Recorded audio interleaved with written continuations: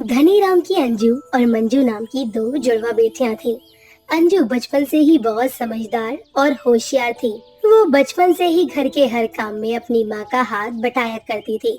वहीं उसकी जुड़वा बहन मंजू हमेशा हर काम में काम चोरी करती थी।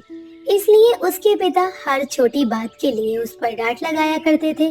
मंजू को हमेशा अंजू से इस बात के लिए ईर्ष्या होती थी कि उसके पिताजी हमेशा सबके सामने अंजू की तारीफ करते थे और उसकी शिकायत लगाया करते थे।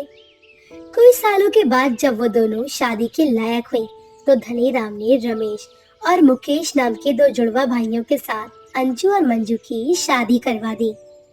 रमेश और मुकेश दोनों भाई अपने खेत में खेती का काम किया करते थे। उन दोनों के बीच बहुत प्यार था। लेकिन जब दोनों भाइयों की शादी हुई, तो मंजू ने अपने पति मुकेश को उसके भाई और अपनी बहन के खिलाफ भड़काकर घर और खेत के दो हिस्से करवा लिए और लड़ झगड़ कर खेत का ज्यादा हिस्सा अपने नाम करवा लिया। रमेश अपने भाई से जमीन के लिए झगड़ा नहीं करना चाहता था, इसलिए उसने ज्यादा कुछ ना कहते हुए अपने हिस्से की आधी जमीन उसे दे दी और अंजू और रमेश के हिस्से में खेत का हिस्सा बहुत ही कम आया। रमेश जी, आजकल फसल बेचकर हम ज्यादा पैसे कमा नहीं पाते हैं। अगर ऐसे ही चलता रहा ना, तो कुछ दिनों में हमें खेती करने के लिए भी कर्जा लेना पड़ेगा। तुम सही कह रही हो अंजू। अब मुझे खेती के अलावा भी कुछ काम करना होगा जिसमें मैं घर का खर्चा अच्छे से संभाल सकूं। अगर आप बुरा न माने तो क्या मैं आपसे एक बात कहूँ? मुझे बचपन से ही खाना बनाने का बहुत शौक था, इसलिए मेरी माँ ने मुझे एक बार अपने खास मसाले वाले छोले भटूरे बनाना सिखाए थे। और मैं चाहती हूँ ना कि हम दोनों मिलकर बाजार में छोले भटूरे का एक स्टॉल लगाएं। वैसे भी बाजार में आसपास कोई छोले भटूरे की दुकान है भी नहीं। हम ये काम करेंगे तो देखना हमें बहुत मुनाफा होगा। कह तो तुम ठीक रही हो अंजू। मैं एक काम करता हूँ, बाजार जाकर छोले भटूरे बनाने का सारा सामान लेकर आता हूँ। फिर कल तुम बाजार में जाकर अपना छोले भटूरे का स्टॉल लगाना। लेकिन मेरे पास तो इतने पैसे भी नहीं है कि मैं तुम्हारे लिए छोले भटूरे बनाने का सामान खरीद कर ला सकूं। ये सोचकर रमेश बहुत उदास हो जाता है। तभी अंजू रमेश को उसके बचत किए हुए कुछ पैसे देती है और रमेश उन पैसों को लेकर बाजार में जाता है और वहाँ से छोले भटूरे बनाने का बहुत सारा सामान ले आता है। अहे भगवान, मैं तो भूल ही गई। छोले भटूरे बेचने के लिए हमें एक ठेला भी तो किराए पर लेना होगा। लेकिन बचत के तो सारे पैसे तो ये सामान लाने में ही खत्म हो गए।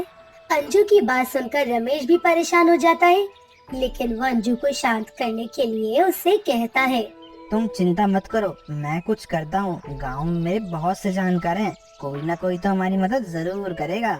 इतना कहकर रमेश बाहर चला जाता है। तभी उसे रास्ते में मनोहर काका मिलते हैं। रमेश को परेशान देखकर मनोहर काका उससे पूछते हैं, क्या हुआ रमेश बेटा, तुम इतने परेशान क्यों हो? कोई तकलीफ है तो मुझे बताओ, मैं तुम्हारी मदद करूँगा। मनोहर काका के पूछने पर रमेश उन्हें अपनी परेशानी बताता है। तभी मनोहर काका मुस्कुराते हुए रमेश से कहते हैं, अरे बेटा, तो इसमें भला इतना परेशान होने वाली कौन सी बात है? मेरे घर के आंगन में मेरा पुराना ठेला पड़ा है, तुम उसे ले जाओ। हाँ, थोड़ी मरम्मत करानी पड़ेगी, लेकिन तेरे काम हो जाएगा। मनोहर काका की बात सुनकर रमेश बहुत खुश होता है और वो मनोहर काका के ठेले को लेकर उसकी अच्छे से मरम्मत कर देता है। अगले दिन अंजू सुबह जल्दी उठकर छोले भटूरे बनाने में लग जाती है और रमेश भी छोले भटूरे बनाने में अंजू की मदद करता है और छोले भटूरे बनाकर अंजू अपना ठेला लेकर बाजार की ओर निकल जाती है और रमेश खेती करने अपने खेत की ओर निकल जाता है। बाजार में उसका ठेला लगते ही वहाँ उसके छोले भटूरे की खुशबू फैल जाती है और इस स्वादिष्ट खुशबू को ढूंढते हुए लोग उसके ठेले पर आने लगते हैं। वाह बहन जी वाह, क्या खुशबू है। जब इन छोले भटूरे की सुगंध इतनी अच्छी है तो ये खाने में कितने स्वादिष्ट होंगे। मुझे तो इन्हें देखकर ही मुंह में पानी आ रहा है। जरा जल्दी से एक प्लेट लगा दीजिए। हाँ हाँ, क्यों नहीं भैया, बस अभी देती हूँ। अंजू अब ग्राहक के लिए गर्मा गर्म भटूरे तलती है और उन छोले भटूरों को खाकर वो ग्राहक बहुत खुश हो जाता है और धीरे धीरे उनकी खुशबू से अंजू के ठेले पर ग्राहकों की भीड़ लग जाती है। जो भी ग्राहक उसके छोले भटूरे खाता है वो अपनी उंगलियां चाटता रह जाता है। काम के पहले दिन ही इतनी अच्छी बिक्री देखकर अंजू बहुत खुश होती है।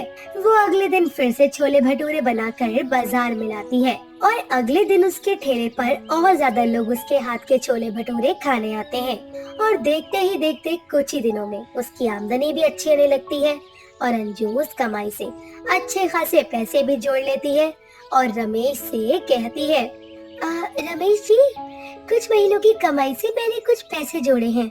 आप हर रोज पूरा दिन खेत में काम करते हैं और फिर बड़े बाजार तक पैदल चलकर सामान लाने जाते हो। आप कितना थक जाते हो।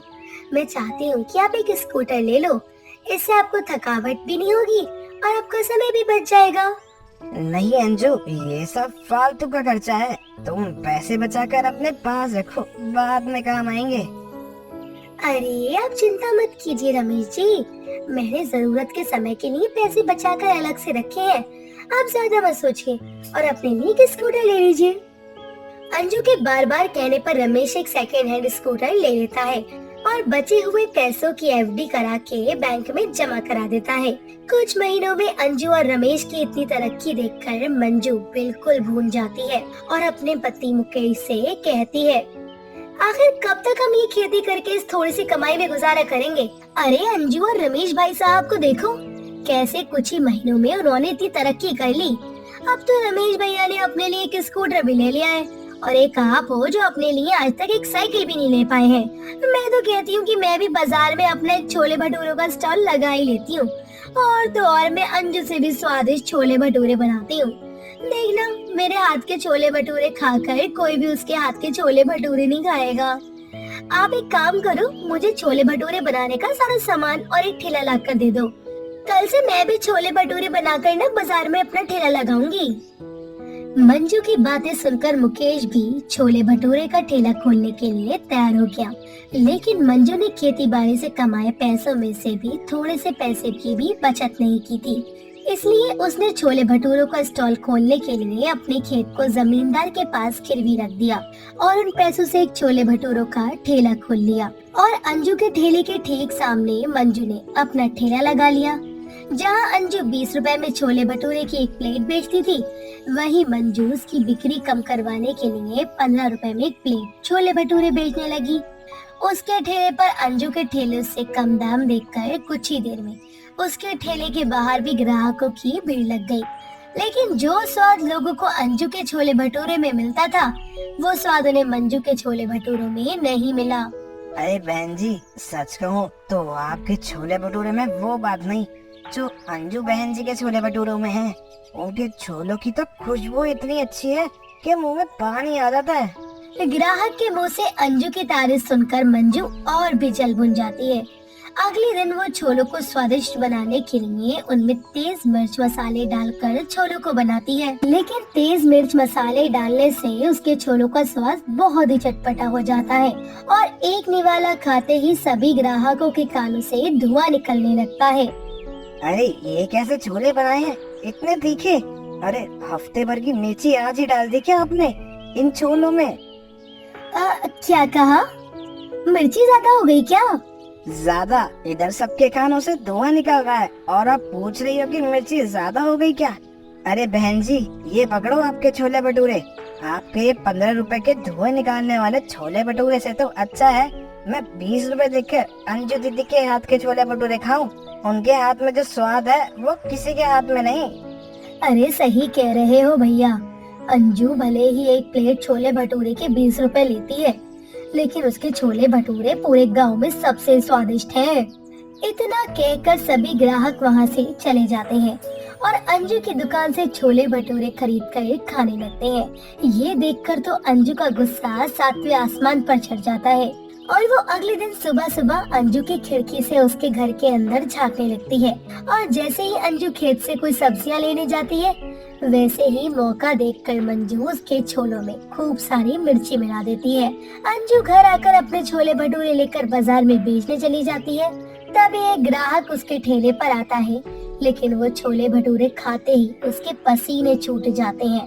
अरे ये क्या खिला दिया भगवान, इतनी मिर्ची, पानी पानी। ग्राहक की हालत देखकर अंजू से पानी देती है और जब वो अपने छोलों को चख कर देखती है तो उसकी आंखों से पानी आ जाता है।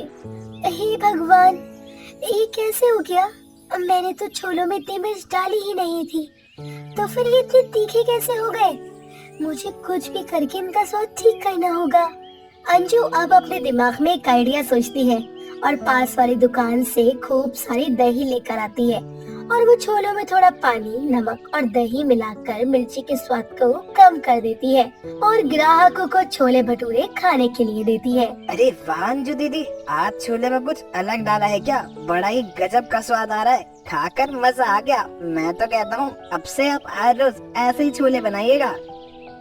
ग्राहक की बात सुनकर अंजू बहुत खुश होती है और हर दिन की तरह आज भी उसकी कमाई बहुत अच्छी होती है।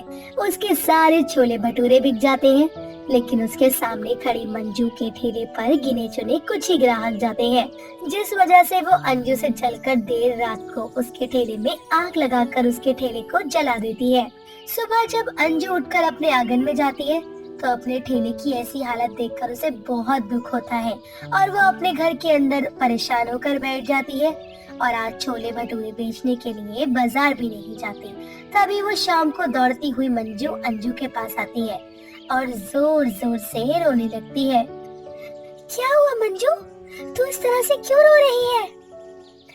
अंजू दीदी, मैंने आपसे जलकर पहले तो आपके छोलों को खराब करने की कोशिश की और जब मेरी वो तरकीब काम नहीं आई ना तो मैंने आपके ठेले को ही आग लगा दी। इसलिए मेरे गुनाहों की सजा आज मुकेश जी को मिल रही है। उनकी तबीयत अचानक खराब हो गई तो डॉक्टर ने कहा है उनका ऑपरेशन करना होगा जिसमें 5 लाख का खर्चा है।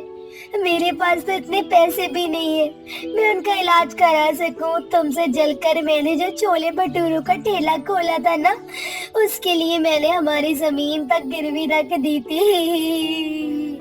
मंजू की ये बातें सुनकर अंजू को बहुत दुख होता है, लेकिन वो बड़ा दिल रखकर उससे कहती है, मंजू जो हुआ सो हो गया, तुम चिंता मत करो। मुकेश भैया का इलाज मैं और रमेश जी करवाएंगे। हमने बचत करके जो भी पैसा जोड़ा है ना, हम उसे डॉक्टर की फीस भर देंगे और अगर उसके बाद भी पैसे कम पड़े तो हम अपना खेत बेच देंगे, लेकिन मुकेश भैया को कुछ भी नहीं होने देंगे। अंजू की बात सुनकर मंजू की आंखों में आंसू आ जाते हैं। एक साथ इतने सारे पैसों का इंतजाम करने के लिए रमेश अपना खेत बेच देता है और हॉस्पिटल में मुकेश के ऑपरेशन के लिए 5 लाख रुपए जमा करवा देता है। ये सब देखकर मंजू को अपनी करनी पर बहुत पछतावा होता है और वो अंजू और रमेश से उसकी करने के लिए माफी मांगती है। अंजू और रमेश भी बड़ा दिल रखकर उसे माफ कर देते हैं और राकेश के ठीक होने के बाद वो सभी मिलजुल कर एक साथ रहने लगते हैं और अब दोनों बहनें मिलकर बाजार में अपने छोले भटूरों का स्टॉल लगाती और अंजू मंजू छोले भटूरे वाली के नाम से मशहूर हो जाता है।